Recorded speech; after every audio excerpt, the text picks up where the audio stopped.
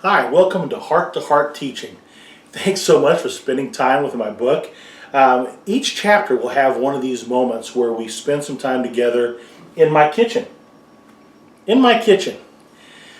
Coaches used to say that people that would get inside of a blocker, yeah, get in his kitchen, because it gets inside and it's way to get inside somebody. In a way, it was control the blocker, but we aren't looking to control here. We're looking to gain closeness and have an opportunity to share a little bit deeper.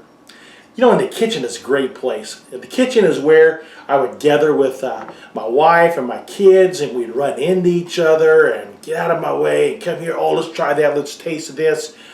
The kitchen's a wonderful place. Number one, it's where they keep the food. But number two, it is a place of intimacy, of social interaction.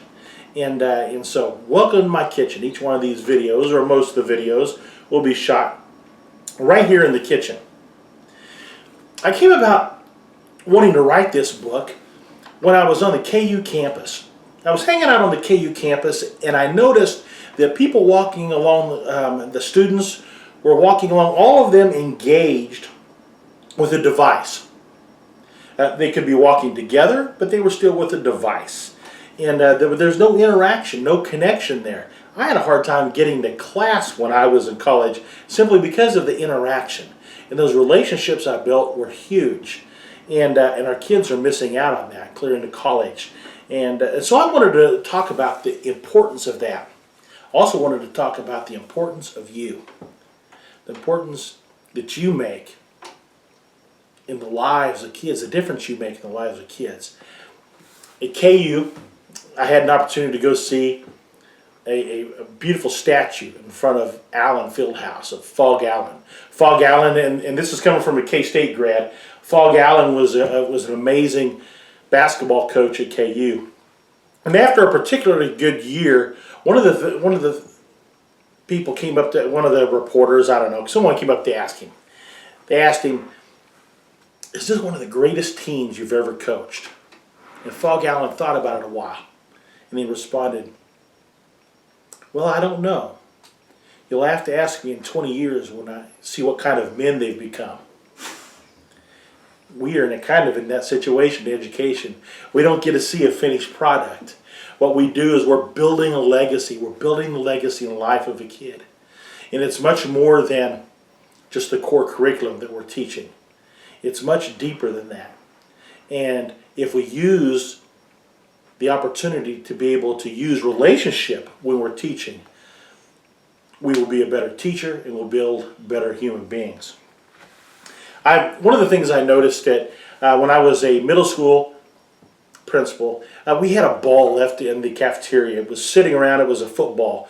And if you leave a football laying around in a middle school cafeteria, you're asking for trouble, because that ball will fly and you won't like where it flies. So I picked it up and I was carrying it around. And I noticed one of the kids went like this. So I tossed it to him. And one thing I noticed is the big grin on his face. And he tossed it back. Another kid put his hands out, tossed the football to him. He got it. Big smile, tossed it back. You know what? I am developing connection with a crazy little football. And I started working my way around the tables, and I would see a different kid, and a kid was quiet or alone. Yeah, catch. And I tossed him a football. And immediately I got it, and there was a connection between that student and I. They would smile and they would toss it back. And I thought, you know, that kid may have thought he was invisible that day, or she, because I was tossing it to boys and girls alike. And they weren't invisible. There was immediately a connection. So I started planting a ball in my lunchroom where I could have that connection piece. And it was so simple, but it was something to break that barrier, to be able to build that connection.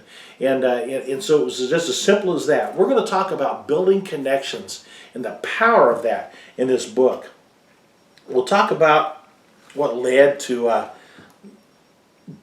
this book coming to be, the teachers that made a difference in my life, not only the ones that taught me, but the ones who taught for me.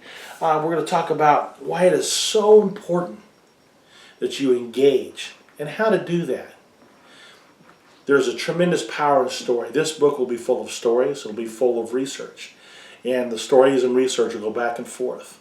And story has a tremendous power.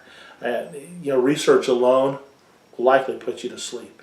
But if you can tie a story to it, and a lot of the research and stories you'll hear, you'll be able to take those stories that you have in your life and tie those to research as well.